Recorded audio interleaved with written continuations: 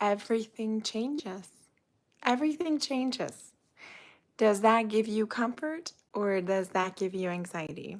Right? It used to kind of get me uneasy, right? Especially as a highly sensitive.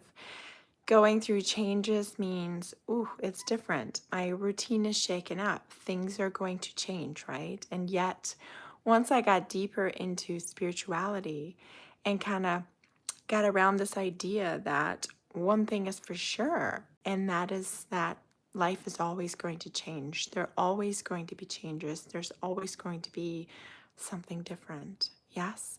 And once I embraced this and saw it as a good thing, a positive thing, oof, it changed a lot. Doesn't mean that I don't still have my issues with changes, right? Today, I told you I'm going to do a live every day with you guys so that I'm here with you every day and so that you get the raw and rugged truth of highly sensitive living. Yes, I don't have hard weeks, months anymore, but I do have hard hours, minutes, right? So it doesn't take me as long to process, but there are going to be days like today is one of these days where I'm just more easily irritable. And I'm going to say it's been a really long week, you know. Today was a pretty busy day. This morning we already went to a soccer game for my kiddo. Then we ran home to quickly wrap a gift and then make it to a friend's birthday and then immediately go to the ninja gym after. And then go back home just to like pack our bags and clean the kitchen and get the house ready for tomorrow when I have a client over. And then tonight to go to my boyfriend's house because we're having a sleepover and we're going to color Easter eggs and all these things. There's a lot happening. And tomorrow we'll do Easter in the morning and then I'm working from 1 to 7. And then Monday I'll be working all day and Tuesday I'll be working all day.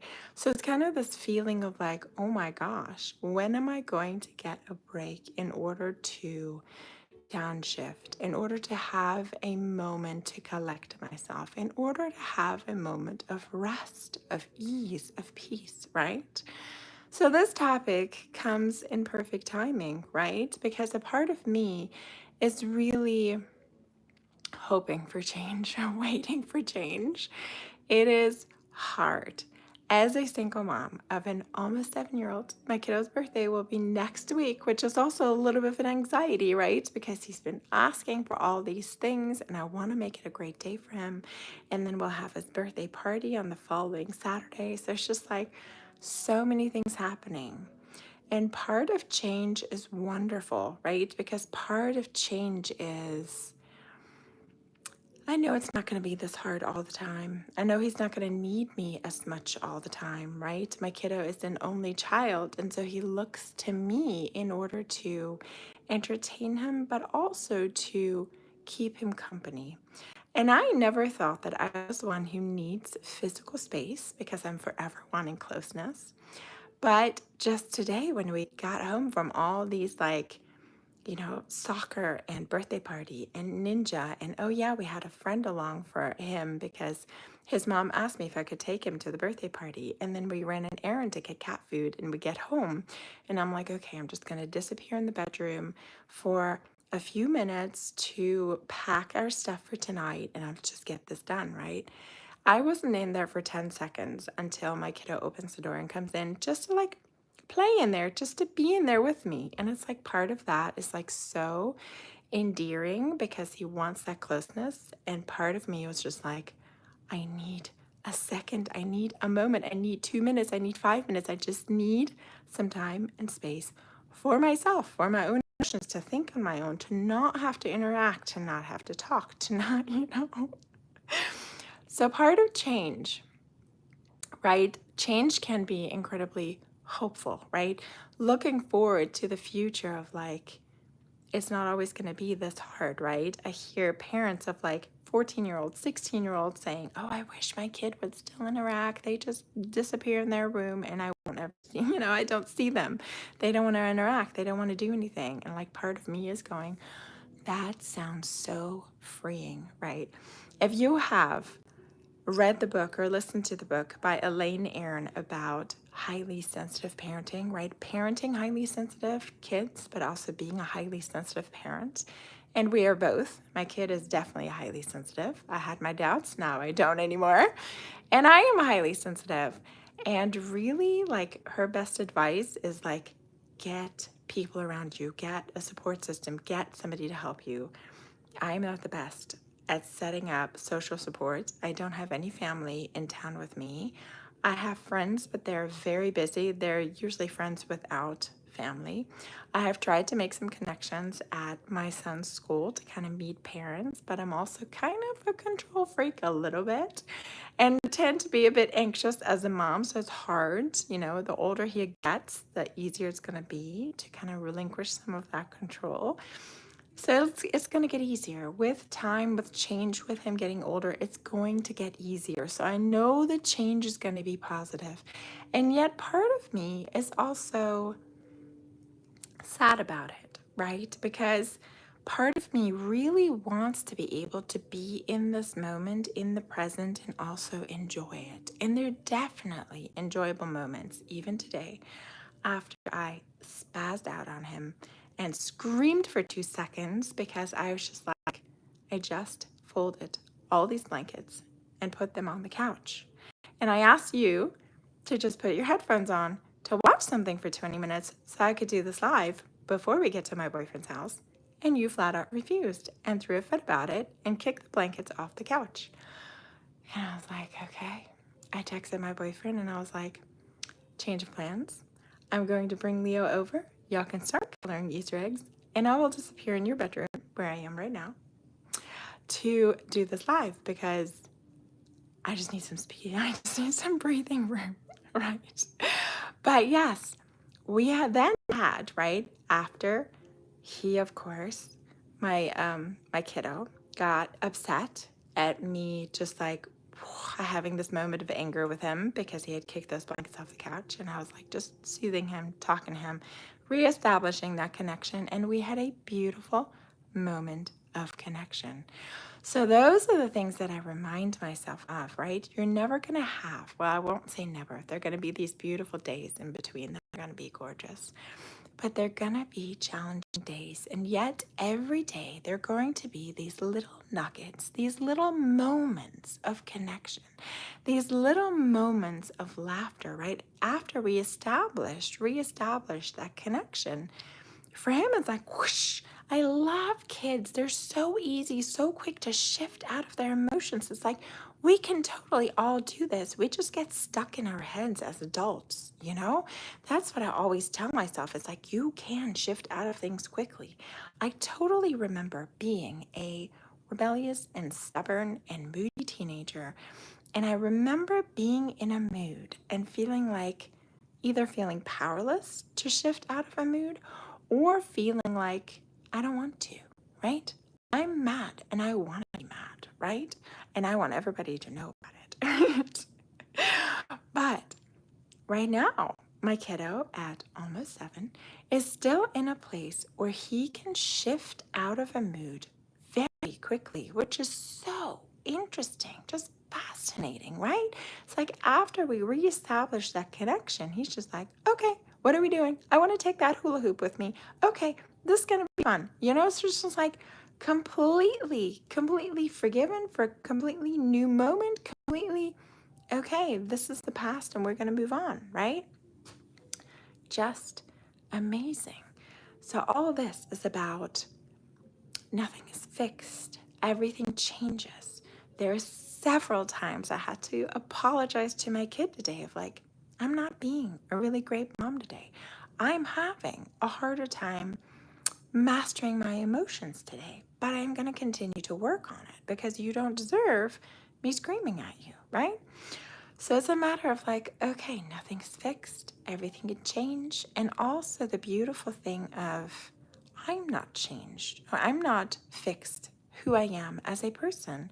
I am not fixed. If there is something about me that is, how do I phrase it? That is something that I do not like a trait about me that I don't like. There's always this thing of like, is this changeable? Is it not? The easiest way for me to like, sometimes it's like, is it a skill that I need to learn, right? Like I used to think of myself as, I'm just not a good business person, right? The first business that I started was I went out on my own as a massage therapist, and that business literally fell into my lap, right?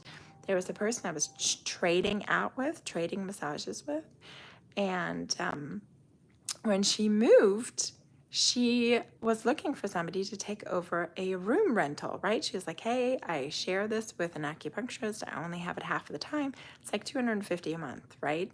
Amazing prices back at that time. And she was like, here, I'm going to leave you my clients, which I thought meant all of her clients. So I was like, sure, I'm in. $250 a month for like the room, and then I have it half the time, and you give me a client list, no brainer, I'll take it. It ended up being only about 20 charts, 15 or 20 charts, of which I contacted everybody 3, 4, 5 times, and only one person ever came to see me from that list. But it got me started.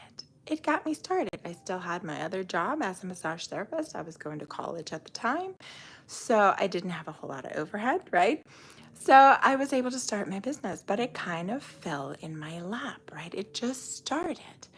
And so then when I was trying to build my life coaching business, for so many years, I was just like, I'm just not good at business. I'm just not good at sales. I'm just not a born salesperson. I'm just not good at marketing, right? It's like all these things that I was just like, well, you're either born with it or not. And there are some people who are just like born salespeople, right? Like the 10-year-old selling some lemonade that he's just like really good at. I'm just like, yeah, I wasn't like that. Or Wayne Dyer talking about always like starting to sell things. Dean Graziosi, right? Like marketing genius. He just kind of had it in his genes when he was born, right? When he grew up. But it doesn't mean that it's not a skill that you can acquire. So ask that of yourself, right? That'll kind of be your journaling prompt for today. Is there something that you feel like has been kind of holding you back in your life? And then look at it. Is there a skill that I can learn, that I can acquire in order to be better, in order to like for this to help me out, in order to think differently about myself, right? Because we're talking about change. We're talking about how highly sensitive sometimes fear change, how it can be kind of uneasy. Like right now, with me being on the brink of this big move, me and my son moving into my boyfriend's house is a big move, big change. And it keeps on being just like a couple of months out. I'm just like, I just wanted to be there so I can get it over with, so I can like deal with the other side of it, right? Change can be scary. It can be anxiety producing, but it can also be a matter of like, change is freeing. Change is like, this isn't always going to be this way. I'm not stuck like this, right? This can also be incredibly freeing. Wow. Think about it. For you at the moment, where are you in your life? How are you embracing change? What do you want to change? And what are you fearful of changing, right? And then just always remember that the center point of all of this is you.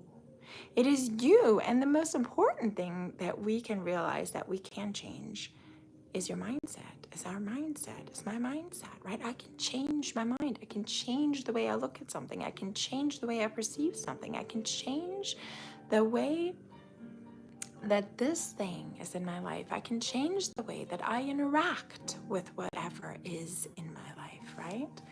If you hear some piano music, I'm not channeling it in. It's actually a wonderful piano player practicing her piano. She's so good at this. Okay, where are we? Can we wrap this up with something that I can give you? Let's see. Yeah, just that acknowledgement. Instead, when you hear yourself saying, I am the way that I am, I've always been this way, I am the way I am. Is it serving you? If it's not serving you, then check, because it might serve you if you change your mind about it. If you say, how can I soften this? What skill can I learn? How can I embrace this? How can I change my mind about this? How can this serve me? That is always the most empowering question of them all, right? How can this serve me exactly the way that it is? How can this serve me exactly the way that it is? And then the looking forward to, I know all things inevitably change and I am ready to flow, right? I am here for those ebbs and flows. I'm ready to embrace life. I'm ready to embrace my power. I'm ready to fully step in because I am no longer afraid, because I know that I can handle whatever comes to me. Yes? Thank you so much for tuning in, for being here, for doing the work, and for embracing your high sensitivity. Have a beautiful Saturday evening, and I will see you tomorrow. Happy Easter.